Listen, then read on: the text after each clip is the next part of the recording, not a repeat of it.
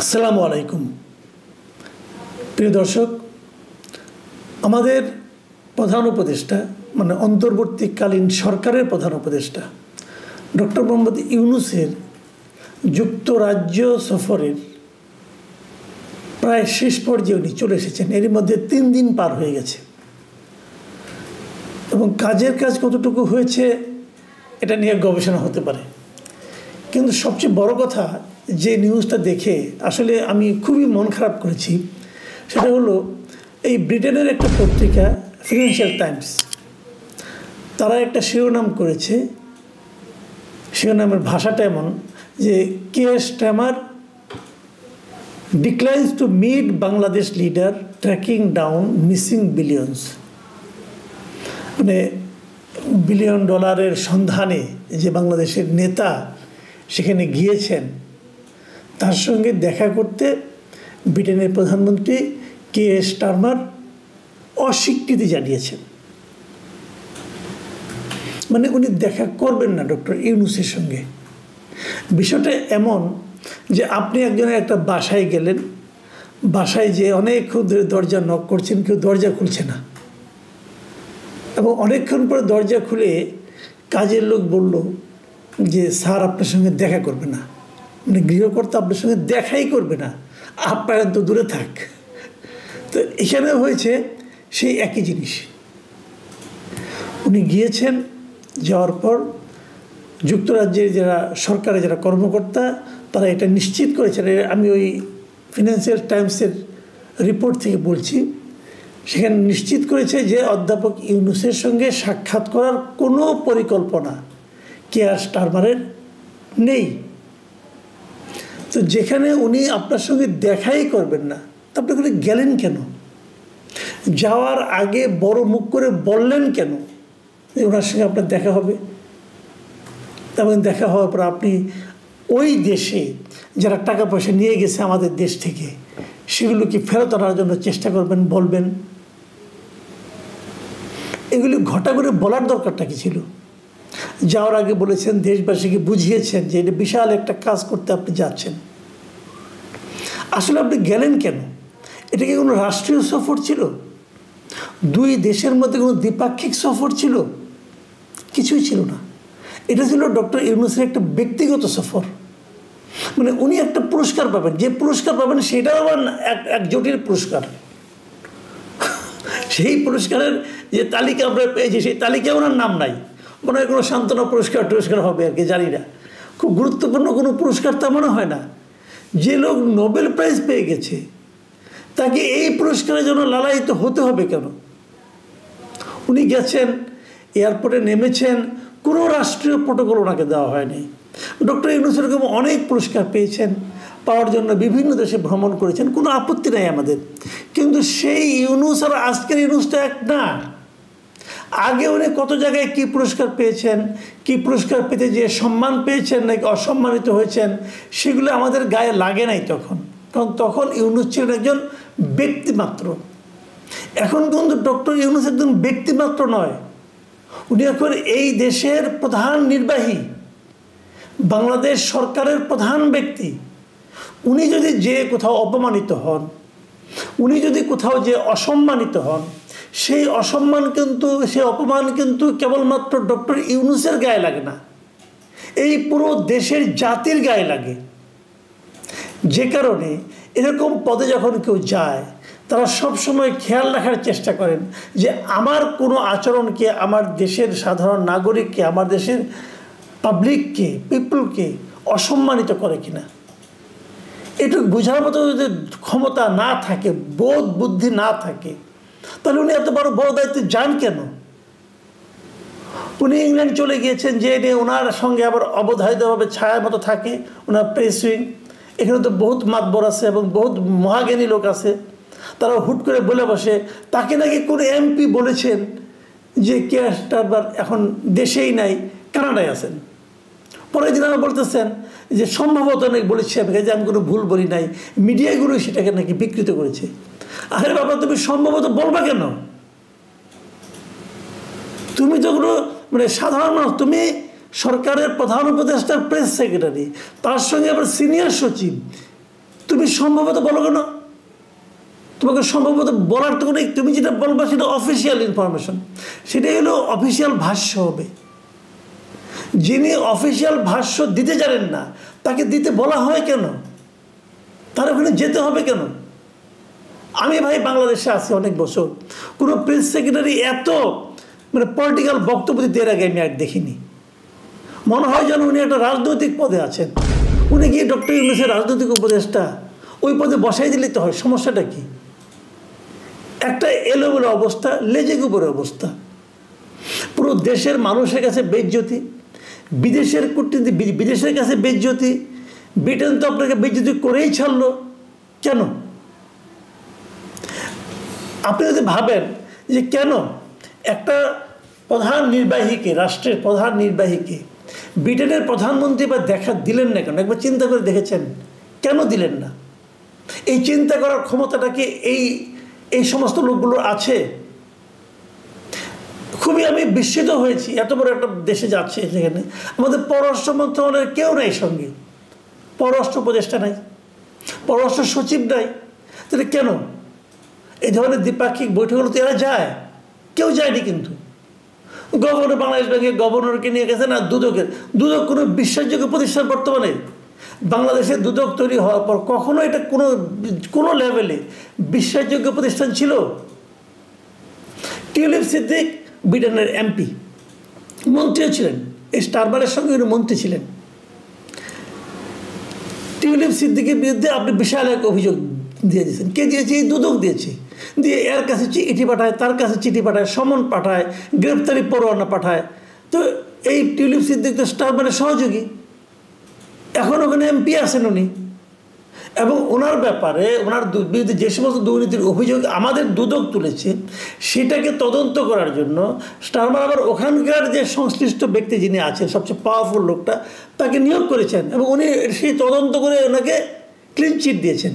বলছেন না, টিউলিপ সিদ্দিকের যে সমস্ত অভিযোগ তোলা হয়েছে সেগুলো ঠিক না। তো স্টারমার কি বিশ্বাস করে? উনি বিশ্বাস করেন তার সহকর্মী টিউলিপ সিদ্দিক নির্দোষ, আর আপনি যাচ্ছেন বলার জন্য যে টিউলিপ সিদ্দিকি চোর, তার বিরুদ্ধে গ্রেপ্তারি পরোয়ানা আছে। মানে যদি টিউলিপ সিদ্দিক এসে আসে তাকে গ্রেপ্তার করা হবে, তো উনি কি আপনাকে পছন্দ করবে? আপনার জন্য লাল গালিচে বিছায় রাখবে যে আপনি আসেন, আপনার সঙ্গে আলাপ করি, আপনার সঙ্গে টিউলিপ সিদ্দিকে ধরাই দেই? কারণ উনি তো বলছেন যে আমরা তদন্ত করে পেয়েছি সে নির্দোষ। টিউলিপ সিদ্দিক নিজেও একটা চিঠি আপনার কাছে লিখেছেন ডক্টর ইউনূসের কাছে, যে উনি বলতে চেয়েছেন যে আপনারা যেগুলি করছেন সেগুলি এক পেশে। আমার উকিলের সঙ্গে দুদকের উকিলরা আলাপ করে না কেন? আমার উকিল তো তাদের নক করেছে, বলেছে, কোনো সাড়া নাই। ডক্টর ইউনূস কি বলেছেন? যে না, এটা আইনগতভাবে সমাধান হবে। তো উনি তো আইনগতভাবে আপনার কাছে ক্ষমা চাইতেই চিঠি লেখেন নাই। উনি চিঠি লিখেছেন ওনার অবস্থানটা ক্লিয়ার করার জন্য। উনি চিঠি লিখেছেন যাতে নাকি ওনার আইনজীবীর সঙ্গে দুদকের আইনজীবী সহযোগিতা করে ইনফরমেশন দিয়ে যে তারা কি জানতে চায়, যাতে ওরা জবাব দিতে পারে। আপনি জবাব চান না তো, আপনি মানুষকে ডিফেম করতে চান। তো ডিফেম করতে চান যে যাদেরকে, তাদের এখানে গেছেন, ডিফেম হয়ে আসতেছেন। এখন মান সম্মান থাকে আর কিছু? যদি উনি প্রধান, আমি আপনাকে গ্যারান্টিতে বলি, যদি উনি প্রধান উপদেষ্টা না হতেন, কেবল ডক্টর ইউনূস হতেন, কেবল নোবেল বিজয়ী ডক্টর ইউনূস হতেন, উনি কিন্তু স্টারমারের সঙ্গে দেখা করতে পারতেন। কিন্তু এখন তো উনি একটা রাজনৈতিক প্রতিপক্ষ হয়ে গেছেন। এই জিনিসটা বোঝার মতো, উপলব্ধি করার মতো যাদের ক্ষমতা নাই, যাদের সেই যোগ্যতা নাই, তারা এত বড় দায়িত্ব নেয় কেন? দেখুন, কেন দেখা করে না, আমি একটু আপনাদেরকে বিশ্লেষণ করে বোঝানোর, উপলব্ধি করার চেষ্টা করি, আপনাদের সঙ্গে শেয়ার করি আর কি। ঘটনাটা ঘটেছে কীভাবে দেখেন। আপনারা কি জানেন যে এই মুহূর্তে ব্রিটেনের সঙ্গে ইন্ডিয়ার সম্পর্কটা কেমন?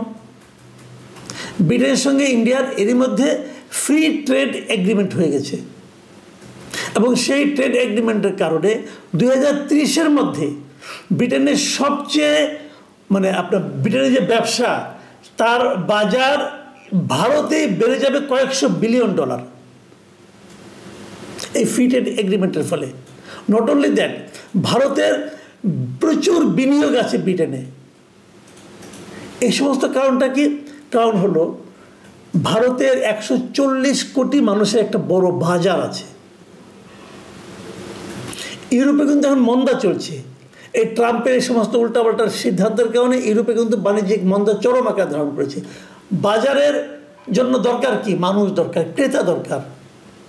এই মুহূর্তে ভারত অনেক বড় একটা বাজার, সেই বাজারে ব্রিটেন ঢুকতে চায় এবং ভারতের সঙ্গে তারা চুক্তিও করেছে। যে দেশকে ভারত পছন্দ করে না সে দেশের সঙ্গে ব্রিটেন আর প্রীতি করতে যাবে না, আপনি নিশ্চিত থাকেন। তো আপনি তো সবার সঙ্গে ঝগড়া বাঁধায় বসে আছেন রে ভাই, কিভাবে হবে? আপনি বলছেন যে ব্রিটেনে আমার লোকজন অনেক টাকা পয়সা নিয়ে গেছে। ভাই, পৃথিবীর কোনো দেশ বাইরের থেকে টাকা পয়সা যারা নিয়ে আসে, লুটপাট করে নিয়ে আসে, তাদের কি ফেরত দেয়? দেখেছেন কখনো? দেখেছেন? কেউ ফেরত দেয় না। আমেরিকায় কত হাজার বিলিয়ন ডলার বাইরে থেকে চলে গেছে বিভিন্ন জায়গার থেকে, তারা কি চাইলে ফেরত পাবে? পাবে না তো। এই যে বিন লাদেন, এদেরই মানে কত বিলিয়ন ডলার আমেরিকায় আছে, ফেরত পেয়েছে তারা? এগুলি কেউ দেয় না ফেরত। নিয়ে যাওয়া সহজ, ফেরত আনা কঠিন। কানাডায় এত ভালো সম্পর্ক, কানাডা বেগমপাড়ায় কেউ টাকা ফেরত দিয়েছে? এই পর্যন্ত ডক্টর ইউনূস আসার পর পৃথিবীর কোনো দেশ থেকে একটা টাকা ফেরত আনতে পেরেছে? পারেনি। তারা হয়তো বাজেয়াপ্ত করবে, জব্দ করবে, কিন্তু আপনাকে ফেরত দেবে না। আর ব্রিটেন ওরা তো দেবেই না, বেসিক্যালি তো চোরের জাত। আপনি ভাবেন, এই আমাদের পাক ভারত উপমহাদেশের সবচেয়ে পৃথিবীর গর্বের বস্তু বলা হয় না একটা, যে ওই ময়ূর সিংহাসনের মধ্যে যেটা ছিল কোহিনূর, পৃথিবীর সবচেয়ে দামি হীরা যেটাকে বলা হয়, সেই কোহিনূর কোথায় এখন? সেই কোহিনূর এখন ব্রিটেনে, ব্রিটেনের রানীর মুকুটের মধ্যে ছিল। ওটা তো আমাদের প্রপার্টি, ওরা তো নিয়ে গেছে চুরি করে, তাই না? ফেরত দিছে। আচ্ছা, আমরা মাঝে মাঝে বলি না যে পাকিস্তান আমাদের কাছ থেকে এত জিনিস লুটপাট করে নিয়ে গেছে, আমরা পাকিস্তানের কাছে এত হাজার কোটি টাকা পাই, বলি তো, দাবি করি, অমুক করি, তমুক করি। পাইছে 1 টাকা? কেউ ফেরত দেয়? ফেরত দেয় না। পৃথিবীর সবচেয়ে কঠিন কাজ হলো নিজের টাকা অন্যের কাছ থেকে আদায় করা। সেই কাজ করতে ডক্টর ইউনূস গেছেন এমন এক দেশে যেখানে নাকি আবার তারা মনে করতেছেন যে ওই প্রধানমন্ত্রী যিনি খুবই ঘনিষ্ঠ টিউলিপ সিদ্দিক, সে নাকি চোর, তাকে চোর বানাতে যাচ্ছেন আপনি। পাবেন? ভাই, এত সহজ না। যাই হোক, সেগুলো তারা করুক যদি পারে, আমার কোনো আপত্তি নাই। কিন্তু আমার কথা হলো, এর মাধ্যমে আপনি যে জাতিকে অপমান করছেন, এটার কি হলো? আপনি এক জায়গায় যাবেন, তার সঙ্গে আলোচনা করছেন। আমরা তো এমনি তো দেখি, আমরা তো ভাই বোনের সঙ্গে দেখা করতে গেলেও কিন্তু ফোন করে যাই যে তুমি কি আছো, আমি কি আসবো বিকালবেলা, ফোন করে যাই। আর আপনি হুট করে চলে গেলেন। মানে কুটনীতি, মানে একদম অ-ক-খ যারা জানে তারাও বলবে এটা হলো সেধে সেধে পরে বেজ্জতি হওয়া। তো দেশটাকে এভাবে আর বেজ্জতি করেন না ভাই। প্রিয় দর্শক, এখন এই পর্যন্তই।